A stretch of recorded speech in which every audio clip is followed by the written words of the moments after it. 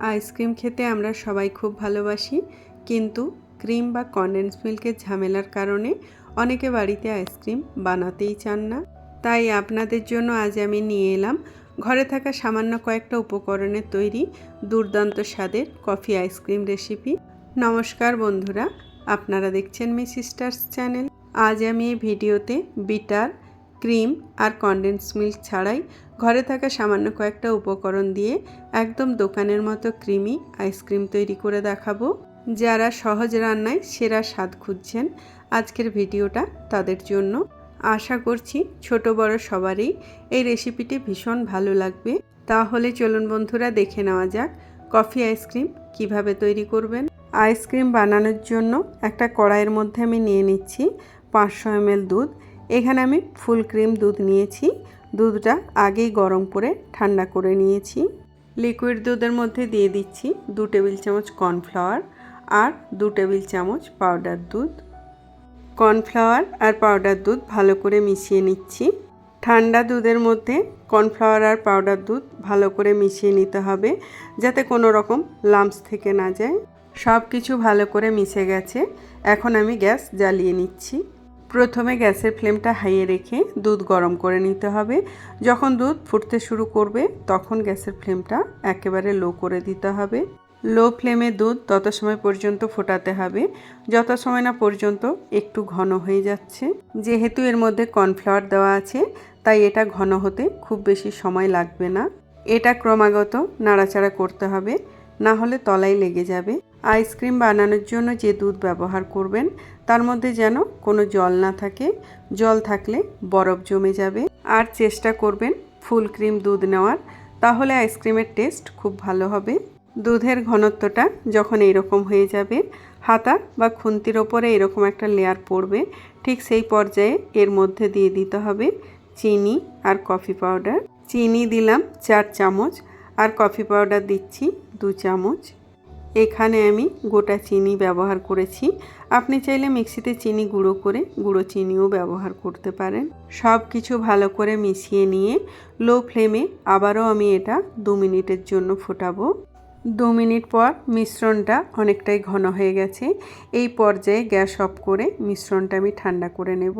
আইসক্রিমের মিশ্রণ একেবারে ঠান্ডা হয়ে গেছে। এখন আমি একটা ব্লেন্ডিং জারের মধ্যে এই মিশ্রণটা ঢেলে নিচ্ছি। এর মধ্যে দিয়ে দিচ্ছি দুধের সর।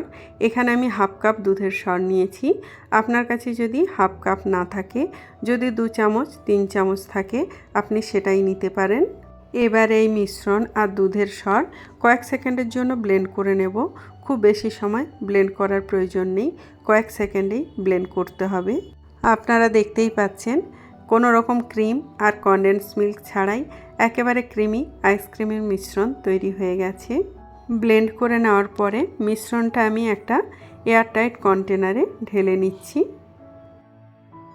এখন এই এয়ারটাইট কন্টেনারটা ঢাকা দিয়ে ডিপ ফ্রিজে 3 ঘন্টার জন্য রেখে দেব। 3 ঘন্টা পরে আইসক্রিমের মিশ্রণটা ডিপ ফ্রিজ থেকে বের করে আবারও আমি এটা ব্লেন্ডিং জারের মধ্যে ঢেলে নিচ্ছি। আইসক্রিম অনেকটাই জমে গেছে। এখন আমি এটা ভালো করে ব্লেন্ড করে নেব। ভালো করে ব্লেন্ড করে নেওয়ার পরে এয়ারটাইট কন্টেনারে আমি মিশ্রণটা আবারও ঢেলে নিচ্ছি। আইসক্রিম কিছুটা জমে যাওয়ার পরে দ্বিতীয়বার এটা আমি ব্লেন্ড করলাম, যাতে এর মধ্যে এয়ার পকেট তৈরি হয়। আর এর মধ্যে এয়ার পকেট তৈরি হলে এটা দোকানের মতো ক্রিমি আর সফট হবে। এখন আমি এটা আগে অ্যালুমিনিয়াম ফয়েল দিয়ে কভার করে নিচ্ছি, যাতে বরফ জমে না যায়। তারপরে এটা ঢাকা দিয়ে সারা রাত্রির জন্য ডিপ ফ্রিজে রেখে দেবো। আপনি যদি সকালে আইসক্রিম তৈরি করেন, তাহলে 7 থেকে 8 ঘন্টার জন্য ডিপ ফ্রিজে রাখবেন, তাহলে আইসক্রিম খুব ভালোভাবে জমে যাবে।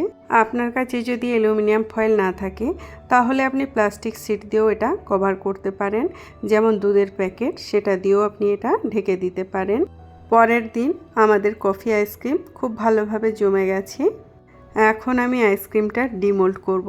তো তার জন্য একটা প্লেটের ওপরে কন্টেনারটা এইভাবে রেখে একটু ট্যাপ করলেই দেখুন কত সুন্দরভাবে আইসক্রিমটা বেরিয়ে এলো।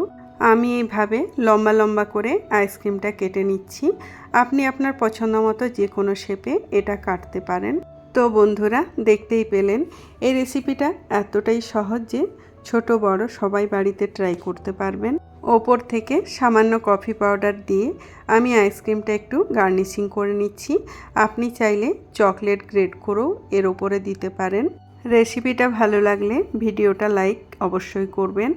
আর এমন আরও সহজ রান্নার ভিডিও পেতে আমাদের চ্যানেলটা সাবস্ক্রাইব করতে ভুলবেন না। ভিডিওটা সম্পূর্ণ দেখার জন্য আপনাকে অসংখ্য ধন্যবাদ।